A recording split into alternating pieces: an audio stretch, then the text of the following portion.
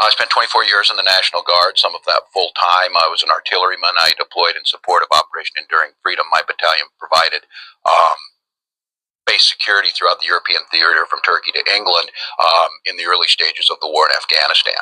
And that same battalion is now in Iraq. Pope woke up like many of you did 5 weeks ago and said, Dad, you're the only person I know who's in elected office. You need to stop what's happening with this. I'll take my kick in the butt for the NRA. I spent 25 years in the Army and I hunt. And I gave the money back, and I'll tell you what I have been doing. I've been voting for common sense legislation that protects the Second Amendment, but we can do background checks. We can do CDC research. We can make sure we don't have reciprocal carry among states, and we can make sure that those weapons of war that I carried in war is the only place where those weapons are at.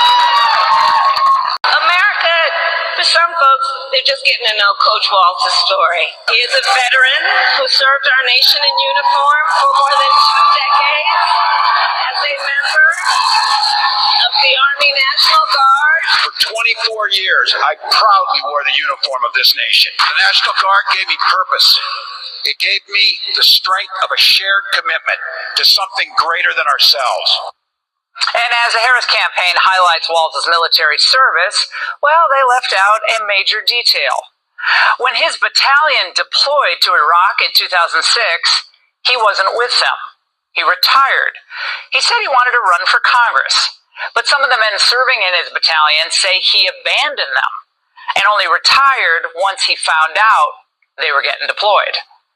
Now, when he was asked about it late today, well, Walz adopted Kamala's MO and simply refused to answer the question.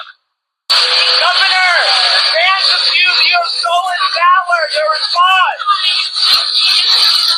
Governor!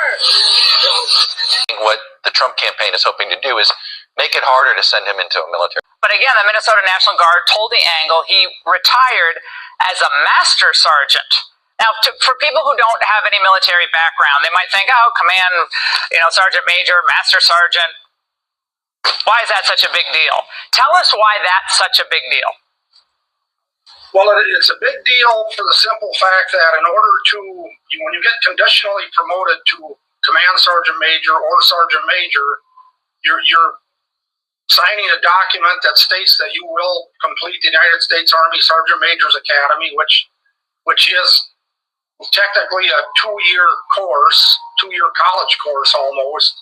And if you don't complete that, you don't get the rank. So you basically get reduced.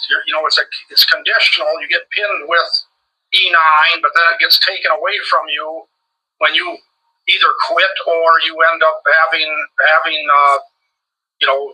don't complete the course. So what he did basically was he quit. He didn't complete that condition. He didn't complete the condition of doing 2 years after graduation.